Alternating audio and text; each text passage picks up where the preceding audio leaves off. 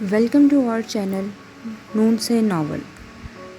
تو دوستوں، میرے خواب میرے جگنو بنمر احمد کے چلتے ہیں تیسرے ایپیسوڈ کی طرف۔ مانم جبا سے گھر آ کر وہ سیدھی سمل کے کمرے کی طرف گئی۔ وہ اندر داخل ہونے لگی تھی کہ ممی کی آواز اس کے کانوں سے ٹکرائی۔ وہ سمل سے کہہ رہی تھی، باہر نکلا کرو بیٹا، لوگوں میں گھومو پھرو، پھر دوست بناؤ۔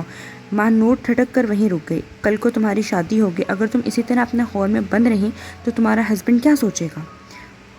اس سے کون شادی کرے گا؟ مہنور نے حقارت سے سر جھٹکا۔ مجھ سے کون شادی کرے گا ممی؟ سمل نے سرد لہجے میں کہا۔ کیوں، کیا کمی ہے تم میں؟ وہ ایک دم تڑپ اٹھی۔ کیوں خود ترسی کا شکار ہو تم؟ بہت سی لڑکیوں سے بہتر ہو، مہذب، سلیقے مند، اعلیٰ تعلیم یافتہ ہو، کیا کم ہے تم میں؟ مما کی بات پر اس نے سر جھکا دیا۔ وہ اسے تسلیاں دے رہی تھی، مگر کیا وہ نہیں سمجھتی تھی کہ وہ اس قابل نہیں ہے؟ کافی دیر بول کر جب وہ جانے کے لیے مڑی تو مہنور کو دروازے پہ کھڑا دیکھ کر چونک سی گئی۔ ارے ماہو، تم کب آئیں؟ انہوں نے پیار سے اس کا گال چھوا۔ انہوں نے اس طرح کبھی سمل کا گال نہیں چھوا تھا، بالکل ابھی سیدھی سمل سے ملنے چلی آئی۔ میں اس کے لیے تحفے لائی ہوں۔ مہنور نے اپنے ہاتھ میں پکڑے شاپرز کی جانب اشارہ کرتے ہوئے کہا۔ How are you?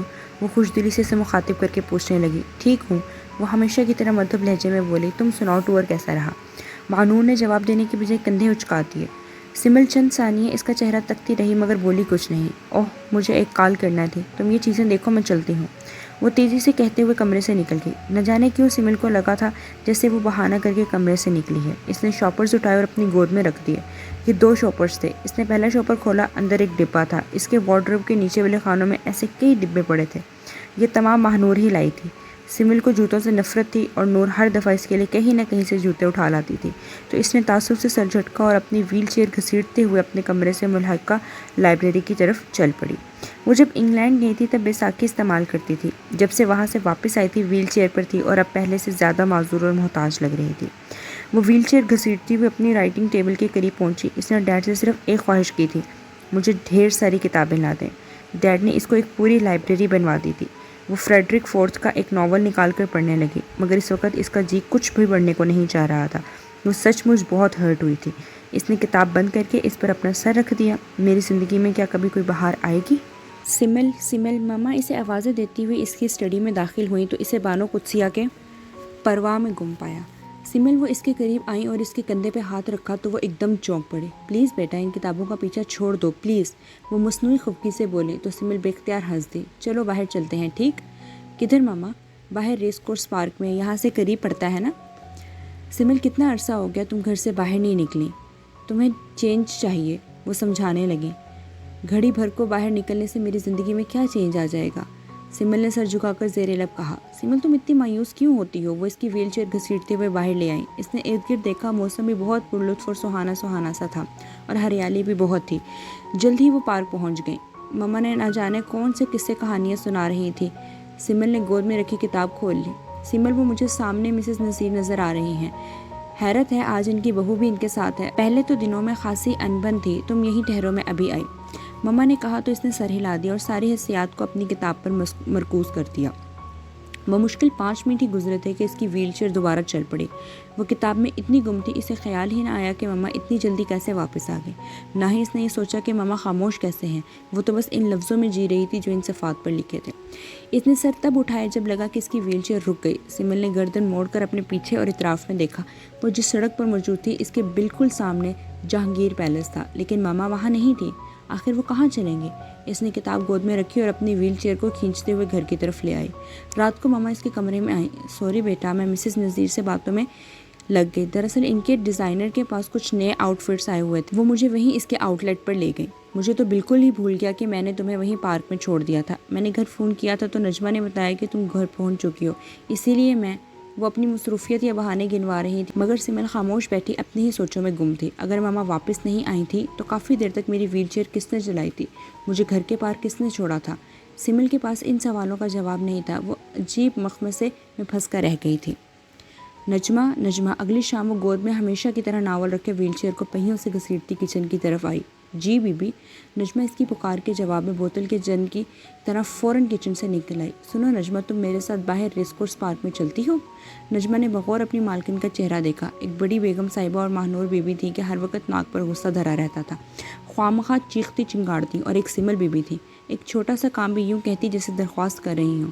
وہ سمل کو لے کر پارک آ گئی۔ وہ کچھ دیر ایک درخت کے پاس بیٹھی ادھر ادھر دیکھتی رہی، پھر اس نے گود میں رکھا ناول کھول لیا۔ چند سائیتیں ہی گزری تھی کہ کسی نے اس کا ہاتھ دھیرے سے ہلایا۔ سمل نے سر اٹھا کر اسے اپنے سامنے کھڑے 7-8 سالہ بچے کو دیکھا، جس کے ہاتھ میں ایک کھلا خوبصورت سا گلاب کا پھول تھا۔ اس نے وہ پھول اس کی جانب بڑھا دیا۔ یہ آپ کے لیے ہے، وہ معصوم لہجے میں بولا۔ کس نے دیا ہے؟ وہ دھڑکتے دل کے ساتھ پوچھنے لگی۔ انہوں نے بتانے سے منع کیا ہے، اتنا کہہ کر وہ بھاگ سے گیا۔ اس نے ہاتھ میں پکڑے سفید گلاب کو دیکھا۔ سفید گلاب بچپن سے اس کی کمزوری تھی۔ وہ ساری رات سو نہیں سکی تھی، یوں ہی بستر پہ لیٹی چھت کو گھورتی رہی۔ نیند اس کی آنکھوں سے کوسوں دور تھی۔ اس کے تکیے کے پاس وہی ادکھیلا گلاب پڑا تھا۔ پتیوں کے کنارے مرجھا کر ہلکے سے زردی مائل ہو گئے تھے، مگر خوشبو ویسی ہی تھی۔ اذانوں کی آواز آئی تو اسے کچھ ہوش آیا۔ وہ اٹھی اور باتھ روم کی طرف چل دی۔ اس وقت اس کے دائیں بازو کے ساتھ بیساکھی لگی تھی۔ وہ جب بھی بیساکھی استعمال کرتی تو اس کا وجود قدرے مکمل لگتا تھا۔ نماز ادا کرنے کے بعد جب وہ حسب معمول اپنی اسٹڈی کی جانب چلی گئی، لیکن آج اس کا جی کچھ پڑھنے کو نہیں چاہ رہا تھا۔ وہ یوں ہی بیٹھی کتابوں سے بھرے ریکس کو دیکھتی رہی۔ سمل نے دنیا کو کتابوں سے جانا تھا، اس نے کائنات کو پڑھ کر دیکھا تھا اور دیکھنے والوں سے زیادہ دیکھا تھا۔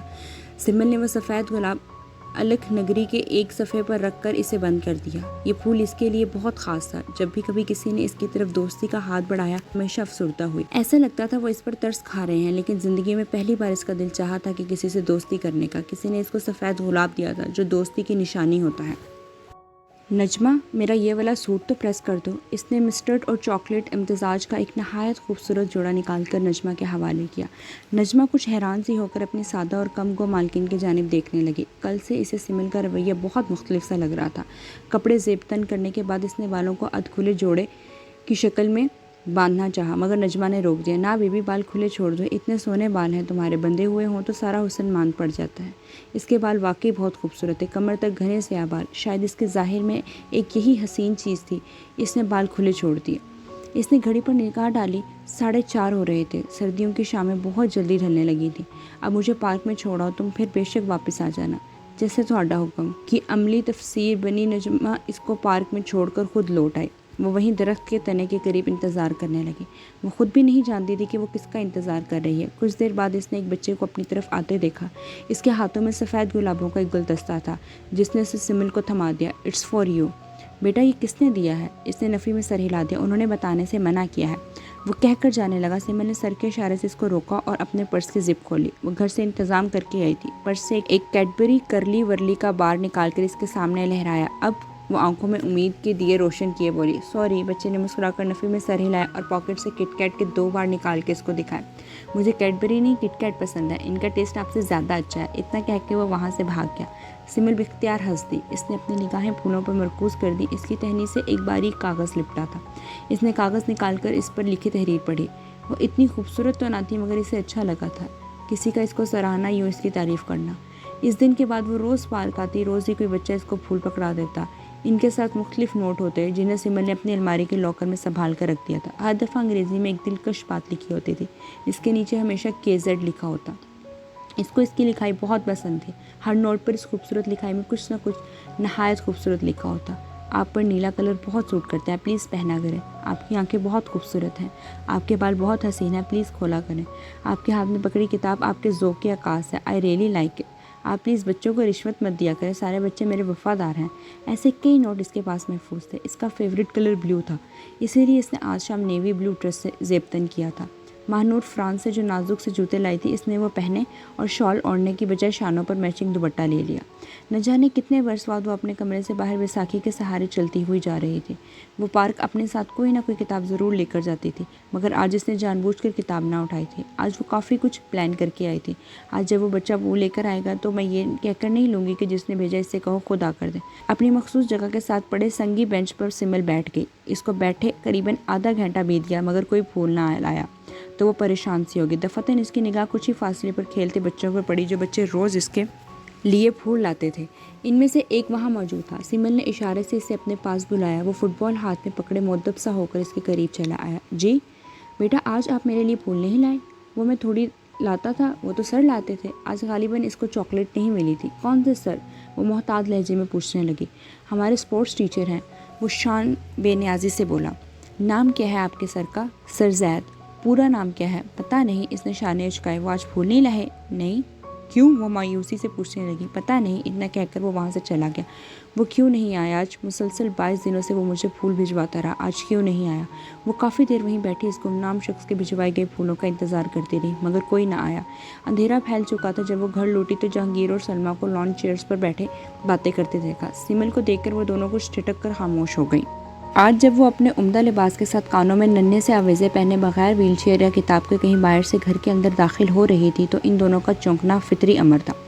سمل بیٹا ادھر آؤ، یہاں بیٹھو، جہانگیر صاحب نے کہا تو وہ دھیرے دھیرے چلتی ان کے برابر والی کرسی پر آ بیٹھی۔ کہاں تھی؟ ممی حشاش بشاش لہجے میں پوچھنے لگی۔ ایسے ہی پارک میں سیر کرنے گئی تھی۔ اس کا انداز بہت عام سا تھا۔ ایک دم سے اسے خیال آیا، ڈیڈ، اس نے دھیرے سے ان کو مخاطب کیا، آپ کی گاڑی اور ڈرائیور ہوگا، مجھے واپس پارک جانا ہے، میں وہاں کچھ بھول آئی ہوں، چلو تمہیں لے چلتا ہوں۔ وہ اٹھ کر کھڑے ہوئے۔ پارک پہنچ کر وہ جلدی سے گاڑی سے نکلی۔ اس کی نگاہیں کسی کو کھوج رہی تھی۔ جلد ہی اس کو اس کا مطلوبہ چہرہ نظر آ گیا۔ یہ وہ بچہ تھا جو پہلے دن اس کے لیے سفید پھول لایا تھا۔ وہ اس کے قریب گئی۔ بیٹا، آپ کو یاد ہے آپ میرے لیے پھول لائے تھے؟ وہ سر زید نے دیے تھے۔ آپ کے اسکول کا کیا نام ہے؟ بچے نے بتا دیا تو وہ فوراً مڑی اور واپس جا کر گاڑی میں بیٹھ گئی۔ کیوں؟ مل گئی تمہیں تمہاری چیز؟ ڈیڈ نے اس کی فوری واپسی پر خالی ہاتھوں کے پیش نظر کہا۔ جی۔ انہوں نے گاڑی چلا دی۔ وہ خاموش بیٹھی کچھ سوچتی رہی۔ ڈیڈ، آپ اسکول میں کسی کو جانتے ہیں؟ اس نے سر زید کے اسکول کا نام لیا۔ نہیں، کیوں؟ آپ اسکول کی پرنسپل سے میری اپائنٹمنٹ لے سکتے ہیں۔ اپائنٹمنٹ کی کیا ضرورت ہے، بس تم کام بتاؤ۔ وہ ڈیڈ، دراصل ان کے اسکول میں ایک اسپورٹس مینیجر ہے مسٹر زید، میں یہ کنفرم کرنا چاہتی ہوں کہ کہیں یہ میرے ایک پرانے فرینڈ تو نہیں؟ اگر آپ مجھے ان کا فون نمبر یا ایڈریس دے دیں۔ اس نے ہچکچاتے ہوئے جھوٹ کی آمیزش کے ساتھ سچ بولا۔ نو پرابلم، میں جلد ہی تمہیں بتا دوں گا، جہانگیر صاحب نے گاڑی پارک کرتے ہوئے کہا۔ سمل، یہ ایک پیپر تمہارے ڈیڈ نے تمہارے نام فکس کیا ہے، تم دیکھ لو۔ اگلی صبح ممی اس کے ہاتھ میں ایک کاغذ تھما کر چلے گئیں۔ اس نے پڑھا، سمل، سینٹ کے اجلاس میں فوری جانا ہے، تم سو رہی تھی اس لیے تمہارے فرینڈ کا فون نمبر لکھ کر بھیجنا ہوں۔ نیچے ڈیڈ کی خوبصورت لکھائی میں خرم زید کا فون نمبر لکھا تھا۔ سمل نے وہ نوٹ کر لیا، شاید اس کی ضرورت ہی نہ پڑے، وہ آج شام آ جائے، اس نے سوچا، لیکن جب وہ 5 روز تک نہ آیا تو اس نے خرم کے ایک شاگرد سے اس کے متعلق پوچھا۔ وہ تو اسکول چھوڑ کر چلے گئے ہیں، اب ہمارے نئے سر آ گئے ہیں۔ وہ مایوس ہو کر خاموش ہو گئی۔ پھر کتنے ڈھیر سارے دن یوں ہی گزر گئے۔ وہ روز پارک جاتی، وہ اس سے ملنا چاہتی تھی، بس ایک بار وہ خرم سے وہ سوال پوچھنا چاہتی تھی جو پہلے دن ہی سے اس کے دماغ میں گھوم رہا تھا۔ اس کے خیالات میں مخل ہونے والی ماہ نور تھی۔ وہ اپنے مخصوص انداز میں زور سے دروازہ کھول کر آئی تھی۔ اس نے اپنے دونوں ہاتھوں میں 2 ہینگر پکڑ رکھے تھے جن پر 2 ڈریسز لٹک رہے تھے۔ سنو سمل، میں ان میں سے کون سا پہنوں، یلو والا یا ریڈ والا؟ یہ ماہ نور کا پسندیدہ مشغلہ تھا۔ وہ نت نئے ڈریسز، جیولری اور جوتے لا کر نہایت معصومیت سے سمل سے پوچھتی کہ ان میں سے کون سا اچھا ہے۔ مقصد محض سمل کو اس کی مرحومی کا احساس دلاتا اور وہ ہمیشہ اس کی کوشش میں کامیاب ہو جاتی۔ اسی وجہ سے سمل کو ان چیزوں سے نفرت ہو گئی تھی۔ بتاؤ کون سا اچھا ہے؟ اس سوال پر سمل کا موڈ مزید خراب ہو گیا۔ سچ بتاؤں؟ وہ روکھے ہوئے لہجے میں بولی۔ آف کورس، دونوں انتہائی بیہودہ ہیں۔ زندگی میں پہلی بار اس نے ماہ نور سے اس طرح کی بات کی تھی۔ ماہ نور نے حیرت سے اپنی بڑی بہن کو دیکھا۔ وہ بیڈ پر بیٹھی جس کی پائنتی کے ساتھ اس کی بیساکھی پڑی تھی۔ اس میں وہ تبدیلی آ گئی تھی جس سے ماہ نور پچھلے 19 سال سے ڈرتی تھی۔ اگر سمل بدل گئی تو وہ اس پر فوقیت لے جائے گی اور ماہ نور کہیں بیک گراؤنڈ میں غائب ہو کر رہ جائے گی۔ کیوں، کیا خرابی ہے ان میں؟ ماہ نور نے اپنے غصے پر قابو پاتے ہوئے بولا۔ خرابی تمہاری چوائس میں ہے۔ یہ ریڈ کلر اتنا برائٹ ہے کہ تمہیں سوٹ نہیں کرے گا، اور یلو، وہ تو بہت ہی چیپ لگے گا، اس نے انتہائی صاف گوئی سے کہا۔ سمل، تمہارے جوتے تھوڑے چیپ ہیں، بالکل آؤٹ آف فیشن ہے، تمہارے کمپلیکشن پر یہ کلر سوٹ نہیں کرتا۔